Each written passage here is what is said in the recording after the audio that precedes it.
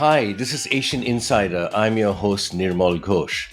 China's power, reach, and influence is a subject of much study and a lot of trepidation and tension as well, as has been discussed many times in this podcast and many others. My guest today is Bilahari Kausikan, former permanent secretary and ambassador at large of Singapore's Ministry of Foreign Affairs, whose roles have included ambassador to the Russian Federation and permanent representative of Singapore to the United Nations in New York. He is currently chairman of the Middle East Institute at the National University of Singapore. Bilahari, thank you for joining me on Asian Insider. Always good to have you on board. Pleasure to be with you, Nama. So, now one question that is not very well understood outside Southeast Asia is how China's diplomacy, and some would call it China's coercion, in the case of the Philippines, for instance, how is it viewed in Southeast Asia? We have occasional surveys showing mixed views of China. What are your views on China's influence in this very diverse region? Is China seen as a partner or a hegemon? I think the answer is both. Look, in Southeast Asia, China, by virtue of its proximity, is contiguous to the region, by virtue of its size, by virtue of its economic weight, is always going to have significant influence. But for precisely those same reasons, its size, its proximity, and its weight, is always going to arouse anxieties. Now, this is true of not just China, of all big countries and the surrounding smaller countries in all regions. But in the last 10 years or so, China seems to have gone out of its way not to try to assuage these anxieties, but to accentuate them in by its behavior in the South China Sea, by its dam building activities in the upper reaches of the Mekong, and by its general behavior, including in other regions, for example, in the Taiwan Straits, in the East China Sea, in the Himalayas. Now, so I think there is no Southeast Asian country, with maybe some exceptions, few exceptions, that is without some anxieties about Chinese behavior. These anxieties are not often articulated. It's not a Southeast Asian thing. We don't often, for example, criticize the US or India or any other country. But they exist. They exist even in countries that are extremely dependent on Thailand, where official attitudes are sometimes quite different from ground attitudes, if we put it that way. So it's the answer to your question is both. It's both regarded as a neighbor that you have to deal with, and there are great opportunities in dealing with. But at the same time, it has displayed hegemonic tendencies, despite its professions to the contrary. And the surveys, for example, the ISIS survey, Institute of Southeast Asian Studies, Yusof Isha Institute, shows this duality. If you ask, and it's very consistent over time, you ask the question, is China important? Is it going to get important? The answer across all 10 ASEAN countries is overwhelmingly yes. You ask the question, do you trust China to do the right thing? The answer is overwhelmingly no across all ASEAN countries. But that I think is true, not just of Southeast Asia, but in different degrees of most regions. And Southeast Asia is used to that duality, right? It's been living with that duality for quite a while. I think if you are small countries located in a strategic crossroads, meaning it's always going to be the arena for some degree of major power competition, this is your general attitude towards all major powers. In fact, I think you have the same attitude towards the US. I think that because of the anxieties about Chinese behavior, there is a better appreciation that you have to deal with the US. The US has to be present to create balance in order for you to deal with China. But at the same time, there are anxieties about US behavior. Right. Since we're coming to the US, in fact, I was going to ask you Washington's support of Israel's conduct in Gaza doesn't seem to have gone down well in Southeast Asia. How badly has this damaged the US in the region? It's not gone down badly, not just in Southeast Asia. I think in most regions where there are significant Muslim populations, and even in regions like Europe where Muslims are a minority. Huh? I think you have to look at this country by country. Mhm. Right? I think in Indonesia, the Gaza war started while there was a presidential campaign underway. Um, you have, but you have, and all three candidates had to say something about Gaza because Indonesia is a Muslim majority country, but they did not try to exploit it for political advantage. They said what they had to say and then they left it. And I think that's a very responsible way of doing it. In Malaysia, by contrast, I think politicians stumbled over each other in their efforts to exploit it. And most recently, the Prime Minister of Malaysia himself went to Qatar to meet Hamas, right? Which I must have raised eyebrows, not just in the West, but I think in other Southeast Asian countries, Mhm. although people are too polite to say anything about it. So I think, so I think, in Malaysia, it has probably reinforced the anti Western streak that has always been in the Malaysian body politic. Indonesia, I think it has done so, but I think politicians have behaved responsibility in not trying to exploit it. And in Singapore, of course, it's a concern because 15% of our population is Muslim, right? And our concern from the very beginning was to maintain social cohesion, and I think we have done so by and large. Okay. Coming back to the States, the national security establishment in Washington is quite seized. Some would even say obsessed with China. The US is deepening what it has called its lattice work of alliances and arrangements. The latest is the Quad, an emerging arrangement linking Australia, Japan, the Philippines, and the US. But there is worry that both powers remain on track to an eventual war. The last time I spoke with Professor Graham Allison at Harvard, for example, just over a year ago, he told me both remain on that track and business as usual in Washington is not going to avoid war. And that's obviously a fairly terrifying prospect. What are your thoughts on the direction this is taking? I have great respect for Professor Allison. He's a great scholar, but I disagree with him profoundly on Hmm. this. I think the risks in US. No, first of all, let me step back one step. Competition, and therefore at least the possibility of conflict, is an inherent quality of international relations. It's an inherent characteristic. It's built into international relations. Um, that said, I think war by design between the US and China is highly unlikely.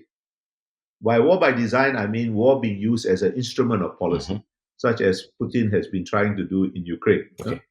The risk has always been and remains war by inadvertence, an accident getting out of hand, a miscalculation. Uh, why do I say war by design is unlikely? Right? First of all, I think if you look at China's geopolitical situation in the Indo Pacific, it is not a favorable one. Which are the countries? You mentioned the lattice work that America is putting into place. But on the other side of the equation, which are the countries that China can really rely on? North Korea is its only formal ally, but North Korea China relations are fraught with distrust. And I have visited North Korea several times, and I'm always a bit at a loss. Do they distrust China more or do they distrust America more?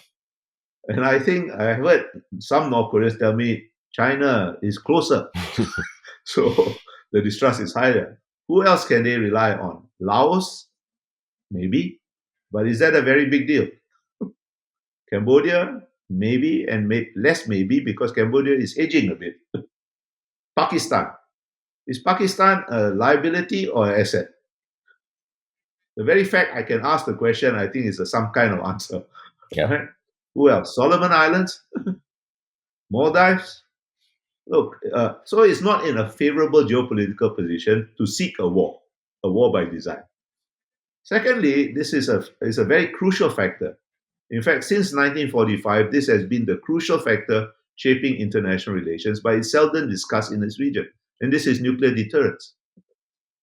Nuclear deterrence kept the peace, prevented direct conflict between the US and the Soviet Union. And I think it will prevent direct conflict between the US and China. And China is modernizing its nuclear force. It will have a better second strike capability. And I think that is ultimately stabilizing. Right? Um, there still remains conflict by inadvertence, an accident getting out of Hmm. hand. And I think that that risk is highest over the Taiwan issue. By a matter of statistical probability, when there are more exercises, military exercises around Taiwan, where there are more flights, and so on, by statistical probability, the probability of accident goes up. Hmm. But I don't think the Chinese, while the Chinese will never forswear the military option, I don't think that is their preferred option. It's just too big a gamble. Now, Putin can muck up his invasion of Ukraine. of Ukraine, and he's still in the Kremlin. I don't think there's any Chinese leader that can bungle an operation against Taiwan and remain in office. And even the roots of Communist Party rule may be shaken. And that is the most vital of all China's vital interests, to maintain party rule. Now, whatever you may think of the Chinese leadership, they are not gamblers. They're not gamblers. And I don't think they're going to roll the dice over the stability of their rule. Right? Bear in mind that an operation over Taiwan is going to require an amphibious operation on a scale that we have not seen since the Second World War. And China has zero experience in this kind of thing. Right? I don't think they're going to gamble. The risk is there against war, accident getting out of hand. So I think, I have to disagree with Professor Ellis. I don't think right now either the US or China are looking for trouble. Right? Neither are they going to ease their Hmm. competition. But this is entirely normal. Competition is a normal state of affairs between major powers, and in fact, between not so major powers in international relations. It can't be resolved, but it can be managed. And I think they could be managing it better, but they're not managing it terribly either. Okay, that's encouraging. Encouraging. Very well laid out. Okay, shifting focus only slightly, there is a lot of speculation about the ambitions of the BRICS grouping. Now, BRICS initially comprised Brazil, Russia, India, and China, and then South Africa, and was recently expanded to include Iran, Egypt, Ethiopia, and the United Arab Emirates. BRICS supposedly represents the global south. What are your thoughts on the future of BRICS and this issue of who speaks for the global south? Noma, I think in my previous life, in a previous life, a previous incarnation, I must have done something really bad. Because as a young diplomat, I had an inordinate amount of things to do with global South Hmm. organizations like the Non-Aligned Movement and the G77. Let me tell you something. The global South represents a mood rather than any coherent convergence of interests. Now, that mood is not to be completely disregarded. It is occasionally significant over issues like Gaza. It's occasionally significant in institutions like the UN, but that's a very narrow frame. When you get down to hard interests, there is very little coherence. Now, the BRICS reflects this incoherence. The expansion of the BRICS has not made it any more coherent. First, you have India and China in it. Do they trust each other? No. Do they have any real convergence of interests apart from this general mood? No. Now, the expansion has made this worse. Egypt and, and Ethiopia, they have deep problems over the Nile, the flow of water down the Nile. Iran, Saudi Arabia, UAE, they distrust each other profoundly. So, we should not disregard this mood represented by this concept, this rather vague concept called the global south. It is of significance on particular issues and in particular institutions like the UN. But I don't take it seriously, frankly, as a coherent force in international relations. Okay, so I can't let you go without asking you about the United States and the election. We are This is volatile year to say the least all around, and we have this election in the United States. And of course, there are months remaining, and literally anything could happen. At this stage, it remains a toss-up. We have had close to 4 years of President Joe Biden. So if he wins re-election, we sort of know what to expect. What if Donald Trump wins? What should we be prepared for in the future in terms of the US's geopolitical relations with the rest of the world?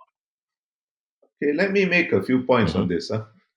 I think I agree with you. It's a bit too early to draw any definitive conclusions about who is going to win and thing, right? It's going to be close. That I think we can say safely. Yes. That said, I'm talking about our Mm. region, Southeast Asia and East Asia more broadly, and indeed in what we call the Indo-Pacific or Asia Pacific. Countries in this region are nothing if not pragmatic. So they will find a way of dealing with whoever is in the White House. Um, I mentioned at the very beginning that there is now a better appreciation, I think, that to deal with China, you have to deal with America. Because without America, there's no strategic balance in this region. Right? And there's only one America. And being pragmatist, if nothing else, we will find a way of dealing with it. Right? Whatever Donald Trump, if he is elected, may or may not do, he's not going to change his policy on China because Joe Biden's policy on China is Donald Trump's policy continued and added to.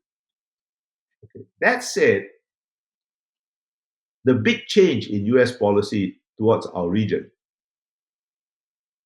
occurred almost half a century ago when, as part of its process of correcting the mistake it made by intervening directly in Vietnam, it moved from a strategic posture, a general strategic posture of direct intervention, to one of being offshore balancer. And it has been remarkably consistent and successful as offshore balancer for half a century. Now, something similar is happening in other regions. After the Cold War, the US Soviet competition, the US faces no existential threat anywhere in the world. Right? Russia is very dangerous, but it's not an existential threat. China is a formidable peer competitor, but it's not an existential threat. And North Korea and Iran, they can disrupt things, but they are not existential threats. So there's really no reason for Americans to bear any burden or pay any price to uphold international order. Now, this doesn't mean they're going to retreat from the world, but they're going to be much more selective about how they get involved. They're going to demand more of their allies, their partners, their friends. And they are moving to a posture globally from direct intervention to being offshore balancer. That is what is happening in the Middle East after they decided that Afghanistan was a mistake. They moved to offshore balancer posture because the Fifth Fleet was still in Bahrain, the US Air Force was still in UAE and Qatar. And right now, during the Gaza war, they've been acting as offshore balancer by sending two aircraft Hmm. carriers, sending a nuclear Tomahawk cruise missile armed nuclear submarine, and being quite successful because they had exercised air power and people have calmed down. Iran has at least twice that has become public said it doesn't want a wider regional war, and even the Houthis have seemed to have slowed the tempo of their attacks and so on. And I think something similar will happen in Europe sooner or later. It may be delayed by the Ukraine war, but I think it will also happen in Europe. Mr. Trump asked a question during his 2016 campaign: Why are U.S. troops in Germany? Hmm. Now that's quite a sensible question. Maybe he asked it by accident, but it was nonetheless sensible. So I think sooner or later that's going to happen. That is not a retreat, but we will find a way. I think Southeast Asia, East Asia, we have had half a century to get used to this, and we have adapted pretty well. And I think we will adapt again, no matter what happens in November. Okay, that's encouraging. Bilahari Kausikan, thank you. Always great to hear your perspective, especially in these interesting times, shall we say. Thanks for joining Asian Insider and stay well out there. Thanks for asking me, Namal. Right, and that nicely wraps this discussion up for the Asian Insider podcast. I'm your host, Nirmal Ghosh. Join me and my expert guests for the next episode on the fourth Friday of every month.